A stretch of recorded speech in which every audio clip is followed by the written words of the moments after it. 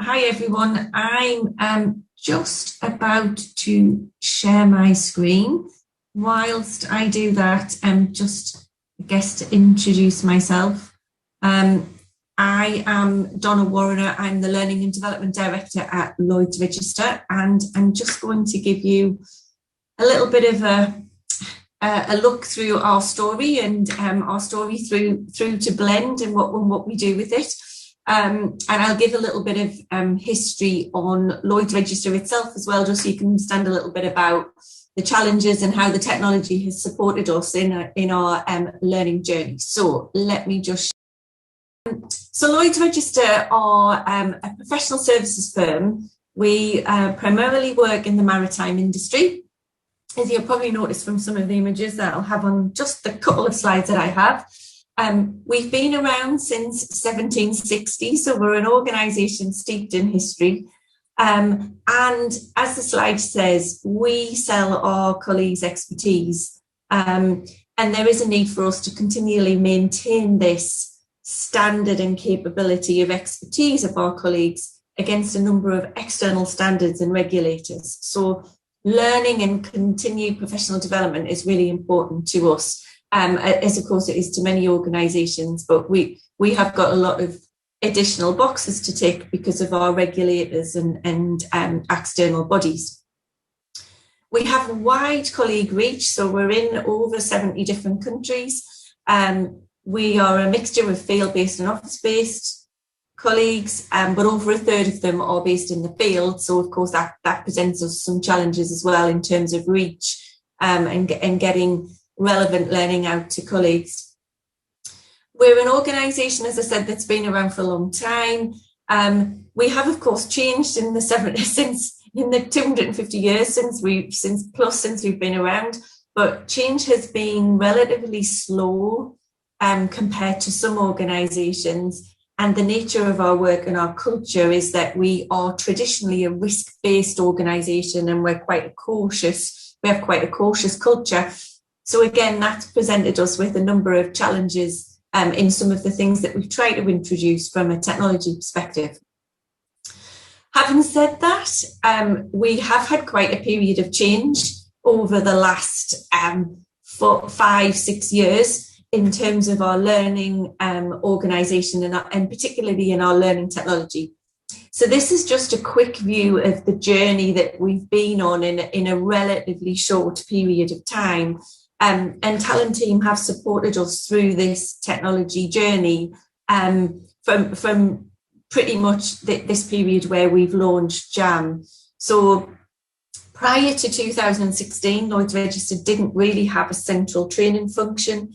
It was really devolved around the areas, countries and business streams, which obviously presented some problems in itself in terms of consistency of message, etc.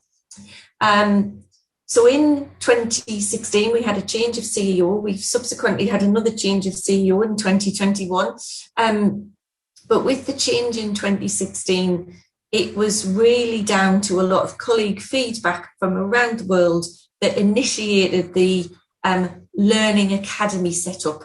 So I was part of the project that was setting up the Lloyd Register Learning Academy, and we started this process in October of 2016. In December of the same year, we then deployed SuccessFactors. So the whole SuccessFactors HR suite, including learning, which of course was the beginning of the infrastructure from a learning perspective. We then launched the LR Academy, as we call it, globally in 2017. We launched it in February. We tied it into Valentine's Day and made a bit of a campaign around love learning to try and get some engagement and adoption with the fact that we now had an academy and the technology that sat behind it. But at that point, we really only launched the SuccessFactors learning module, which again does have its limitations in terms of its look and feel and familiarity. But of course, I guess is the engine that drives a lot of the activities at the same time. But we fairly quickly realised that we wanted to do more from a learning perspective, and particularly more around how we get people to collaborate. So in December of 2018, after much wrangling with our IT teams, we deployed SAP Jam. But again, kind of sitting back and looking at what capability that gave us, we really realised there was probably more of an opportunity to, again, do more and step on our technical capabilities. And in March of 2020, which of course was almost slap bang in the middle of the pandemic, we launched Blend in our organisation. So why did we do that then? Why did we decide that the Jam and the SuccessFactors learning module wasn't enough? Well, we knew that our colleagues were not terribly engaged with the social side of it. So, Alice mentioned that people have social capabilities during her demo, and how we can link our social media presence outside of work with our internal, how we do things inside of work. And actually, we just weren't seeing that. People weren't really utilising the collaboration and social side of the platform in as much as we would like them to when we just had Jam. So we wanted to make things easier, and the integration with the Blend technology really helped us do that. We wanted people to be able to share content, and again, it was difficult prior to us having Blend. And I guess the pandemic in some aspects kind of helped us to a degree, which sounds like a strange thing to say, but it really did give us the opportunity to step up what we wanted to do virtually and actually bring our colleagues with us, because we then had the technology to enable us to do that. The other thing that we really wanted Blend to do for us was to enable us to pull together all of our external suppliers into one place. And I guess that one single search functionality has been one of the game changers for us. It has really enabled us to pull content in from all of the partners that we have and to help people access that really easily. Of course, it's created some opportunity for people to personalise their learning and to really get the stuff front and centre that is relevant to them and their role. It's enabled us and colleagues to be able to create and curate content more easily. We're seeing more people sharing content, which again is exactly what we wanted to do. And the look, feel and design of the technology into more of a kind of tile and Netflix view, that's not easy to say, has really enabled our colleagues to look at that kind of outside of work and inside of work way of using social platforms, and to help us bring those two things together. It also meant that it was easier for us to upskill our workforce to be able to deliver stuff more easily and quicker, and enabled us to kind of step up some of the stuff that we were already doing, where we were trying to move things to a virtual platform. This really enabled us to do that more quickly and easily, and meant that we could really utilise our global reach and bring together colleagues from around the world into virtual sessions where in a previous face-to-face environment we just wouldn't have been able to do that. But what has that enabled us to do, I guess, is the question. Why it all sounds like great stuff, but what has it given us as an organisation? So we are my team is a relatively small team in terms of what we do for an organisation of around 6,000 or 7,000 colleagues. But the technology has really enabled a small team to have a big impact. And there was three things that I just wanted to kind of touch on in terms of the difference that it's made in our organisation. So, of course, like all of us, the pandemic thrust us into a different way of working. But for Lloyd to register, that meant that the business model that we'd evolved slowly, as I said, over the past 250 plus years, suddenly needed to change quite rapidly. and we needed to be able to provide our services in a remote format. And this meant that we were having to, rather than go out and be on vessels or to be on customers' premises, we were having to do a lot of in-person work now remotely using cameras, Teams, Zoom technology. That meant we had to upskill our workforce pretty quickly to be able to make this shift, not just in terms of technology and process, but in terms of behaviour. It was very different for them. They were having to do things in a way that they'd never done before. And actually what we were able to do is, through the technology, we were able to create some digital content, we were able to create some social groups, and we were able to get all of this training out to colleagues in a very short period of time. I think from the start to the deployment was about a 5-week period, to enable our colleagues to quickly be able to deliver our surveys remotely and feel comfortable to do that. It had real positive feedback from our colleagues, but more importantly, we had real positive feedback from our customers, who were then scoring us 9 or 10 on their NPS surveys. So we had real success in that area. And we were doing all of this while also supporting our colleagues to work remotely, because the majority of our colleagues were then, again, like many of us, having to work from home. So what we also did was we created and curated our content so that we could present a lot of content to our colleagues around health, well-being, remote activities, how to work remotely. And we've recently conducted an external survey around our learning platform and asked questions around support for the pandemic. And nearly 60% of our colleagues agreed that the LR Academy and the infrastructure that sits behind that had helped them through these challenging times. So it was a real success in that respect.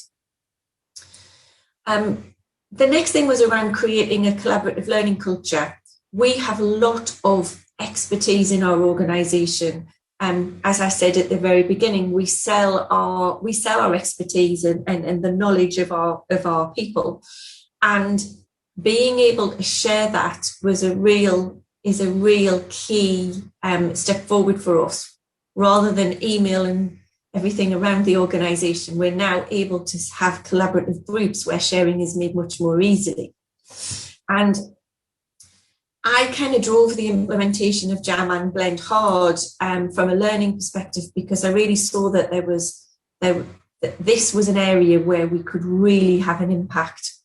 And as I said, it was initially a bit of a slow burn with the collaboration piece, but actually having spoken to other organisations around who had success in this area, it was really obvious actually that to get people sharing more collaboratively and using the tools that we had, we really needed to give them a reason to go and do that. And as a result of kind of those conversations that we've had, we present our collaboration groups as part of all of the learning initiatives and programs that we do. So, for instance, our supporting our colleagues through the pandemic was a lot around health and well-being. So we set up a group called Remote Together, where we were able to share all of our content on health and well-being. We had colleagues running sessions, virtual sessions, driven out of that group on things like yoga, mindfulness, first aid. And we've now got over 105 groups across the organisation set up, some of which are set up by my team, but many of them are set up privately by colleagues to really drive that collaboration on subjects that are really important to them. And again, in the survey that we ran, 46% of colleagues said that they'd used at least one of the social features within our learning zone. So we're definitely making progress in terms of the collaboration and social tools that we're utilising as part of our blend technology. And I guess one of the biggest success stories that we've got there, other than the Remote Together, is really around upskilling our leadership population. So, as I said, our change programs had been relatively slow in up until about the last probably 2 or 3 years. And during that time, we've gone to embark on the most significant period of change probably in our history. And part of the pandemic, I guess, made some of that expedite because we needed to do that way more quickly. But what we were doing was we were putting all of our leaders and managers through the relevant development programs, most of which had previously been face-to-face. And of course, as a result of the pandemic, we didn't want to lose that momentum. So what we did was completely redesigned our programs. So we didn't just suddenly start running them via Teams or Zoom. We literally stepped back and redesigned our programs and now deliver them solely through our Blend platform. So what that means is delegates join relevant learning zone group for whichever part of leadership program they are due to attend. They're presented with a number of tasks and activities that they need to do and a range of digital content that they need for their program. It's then self-directed, so they work their way through the content and the tasks and attend a number of facilitated virtual sessions with experts, senior leaders. Our CEO has even been involved in running some of the virtual sessions. And on top of that, they're able to share learning with their peers and drop in and ask facilitators questions. I have to admit, I was not 100% convinced that our managers would warm to this new approach, but actually the feedback has been amazing. And 100% of our delegates agree that the programme has been helping them in their role as a leader in LR. We've had over 300 managers attend the programme since October of last year and have already started to see the impact on the business. And colleague engagement scores for those managers who have attended the programme is higher than those who haven't by 7%. And we're still early days, so we're hoping to see that percentage rise over the coming months and years. We've also seen some success stories with some of our junior managers being promoted into higher positions. And I guess one of the other significant opportunities that we've seen as a result of being able to run this programme differently is not only is it successful in terms of our managers attending and what they're learning, it also costs around 10 to 20% less than the face-to-face version of the same programme. So it's costing us less, it's taking our colleagues less time out of the business, and it's having a real impact on our organisation. And I'm pretty certain we would not have been able to do any of this or have the success that we've had without the technology that's enabled us to provide a really blended experience to our managers and colleagues. So Blend has certainly taken us on a journey and helped us deliver a successful one to our managers and colleagues.